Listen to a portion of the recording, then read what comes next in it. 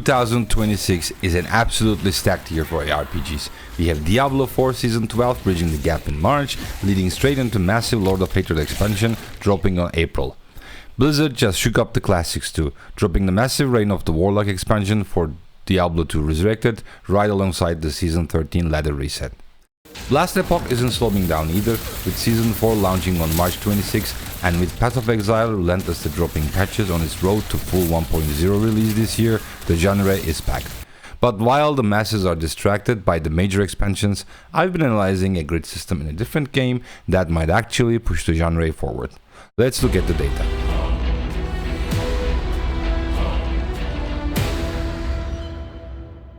Chewiebro here. You know me from the Diablo Tower ladders, but today we are looking at Dragonkin the Banished, developed by Echo Software and published by Nakon. The game has been in early access since March 2025 and it officially hits its 1.0 release on PC and consoles on March 19, 2026. It features 4-player co-op as well as full offline playability. A massive quality of life win for those tired of server issues. This video is part 1 of a planned 3-part review series based on my early access experience. Today is just about my initial impressions, part 2 will drop after the 1.0 release once I've gotten around 20 to 30 hours in and a solid grip on the mid game, and part 3 will cover the end game after I've clocked around 100 hours. Diablo 3 is still my primary focus right now, but I will definitely be keeping a close eye on this phone. If you value straight data over hype, hit subscribe and stay tuned. For today, we are focusing strictly on the core mechanics throughout the lens of the Barbarian class. Let's get to work. Let's look at the launch roster: the Knight, the Oracle, the Tracker and the Barbarian. Before we get into combat, I have to point out the massive quality of life win. The game's prologue actually lets you test drive all 4 of these classes at a high level before you commit. It completely eliminates the classic ARPG trap of rolling a character you end up hating 5 hours later. During that test drive, you'll notice that there isn't a dedicated summoner in the launch lineup. However, every character does get a customizable companion dragon called a Wyrmling. We will break down how that system works in a few minutes, but it certainly lays the mechanical groundwork for a summoner to be added down the road. After trying the roster, I locked in the Barbarian for this initial run. The baseline combat is solid, it's exactly what you expect. You leap, you whirlwind, you shockwave. Honestly, if you enjoyed the Hota Barb in Diablo 4, you'll feel right at home here. It's also worth noting that alongside the standard energy, classes utilize a distinct secondary resource mechanic. For Barbarian, it's Rage, which effectively dictates your pacing. But standard responsive combat is just the bare minimum for an ARPG. What actually matters is how you construct that combat, which brings us to the core of the game. The main reason you should be paying attention: the Ancestral Grid. This is where Dragonkin actually gets interesting. You don't just dump points into a static skill tree, you build your abilities on the Ancestral Grid. Every class has a uniquely shaped board. For example, the Barbarian's grid is shaped like a dragon, and as you level up, the board physically expands, opening up more slots for customization. It plays like a logic puzzle. You are dropping in fragments, which come in 3 types: core skills, modifiers and Wyrmling abilities. The core mechanic is adjacency. If an ability tile touches a modifier tile, that ability gets buffed. And if that Wyrmling ability tile touches a core skill, that Wyrmling ability is automatically cast when you use that core skill. But here is where the theory crafting gets deep. If you position an AoE or physical damage modifier right between 2 different core skills, like your Whirlwind and your Shockwave, both of those abilities skills inherit the buff. You aren't just slotting abilities, you're optimizing real estate. There are some strict limits to this puzzle. You are capped at placing exactly 5 active abilities and 5 Wyrmling skills on the board at any given time. Fortunately, you can swap them out on the fly. You also have to obey the keyword system. You can't just slap any modifier anywhere. If you try to buff a leap attack that does ice damage with a physical damage modifier, it does absolutely nothing. The tags have to match. But because there are numerous keywords, it opens up a massive amount of combinations to try out. When you do match them, you have to manage your thresholds. Stacking the same modifier effect hit breakpoints at 1, 3, 7, 15 and 30 points, dramatically scaling the buff. Early game you are mostly working with 1 power fragments, but as you push the difficulty you start playing Tetris with higher value pieces. To manage all this, Echo Software gave fragments their own dedicated storage chest to prevent inventory clutter, and added a built-in keyword search filter on the Grid UI. Both are massive quality of life wins. However, I have to point out the major flaw, the blind progression. Because you rely almost entirely on RNG loot drops to find your skills, early tier crafting is frustrating. You don't get a full picture of the abilities from level 1, which makes mapping out long-term builds feel like a trial and error. But despite that blind progression, when you do put pieces together, it clicks. Here's my grid further down in the gameplay at level 15. As you can see, Wyrmling is buffed by multiple modifiers now, and it behaves very differently from my initial setup. But notice that glowing circle around the skill? That is called Symbiosis, and it's exactly what we need to discuss next. That glowing circle on the grid means the skill has achieved Symbiosis. In Dragonkin, this doesn't just happen randomly. It triggers specifically when an ability is affected by 8 modifiers. Once it hits that threshold, the skill gains the additional effect of your Wyrmling's element. Logically, this opens up massive theory crafting potential. If I had chosen an Ice Dragon, my physical whirlwind would gain the Ice tag, allowing me to move Ice-specific modifiers next to it for even more buffs. I went with the Electric Dragon for this run, and it seems my skills might also be benefiting from my Drake's abilities now that that's in Symbiosis. Which brings us to the Wyrmling itself. This is not a cosmetic pet that just follows you around picking up gold. Early in the game you visit the jailer here in the city and choose between a fire, ice, toxic and electric dragon. Your choice dictates your elemental specialization, though you can swap them out freely later. The Wyrmling is basically a secondary character you have to manage. It has its own independent level and its own skill tree broken down into distinct attribute columns. As you pump points in, you unlock unique passives at specific thresholds.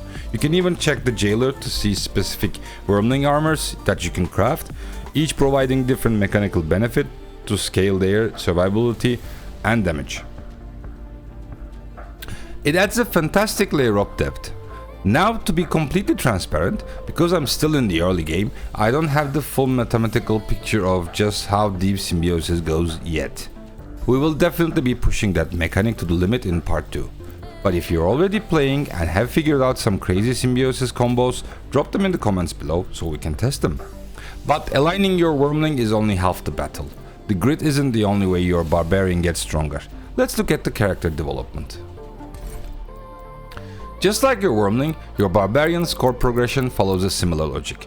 You have these 4 distinct attribute areas. As you allocate points into them, you buff specific base stats. And more importantly, you unlock powerful passives at certain thresholds. You have complete agency here. You can spread your points to be a generalist or heavily lean into one specific tree to create a highly specialized build. What I really appreciate is the depth of stats sheet. There are entirely new mechanical stats here, like Reflex, which actually converts a portion of your damage into damage over time effect. And for the theory crafters, you can actually pin a specific stat directly to your UI, allowing you to monitor how it fluctuates in real time during combat.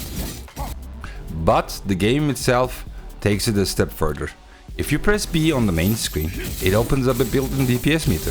You can reset it, hit a training dummy, and it will give you a hard mathematical breakdown of your damage distribution. You don't need a third-party tools to test your Ancestral Grid changes. The game gives you that data directly. We will be using this heavily in future videos. Now, testing that DPS requires gear. Because I'm still early in the leveling process, the itemization is fairly standard right now. We are mostly looking at common and uncommon drops, and the logic is, well, simply equip whatever has the highest damage or armor value. The items do have specific affixes, but we will dive much deeper into the crafting and draconic itemization in part 2 once we hit the endgame. But to get that endgame gear, you have to run the loop. Let's talk about where that loot actually drops and look at the dungeon and boss mechanics.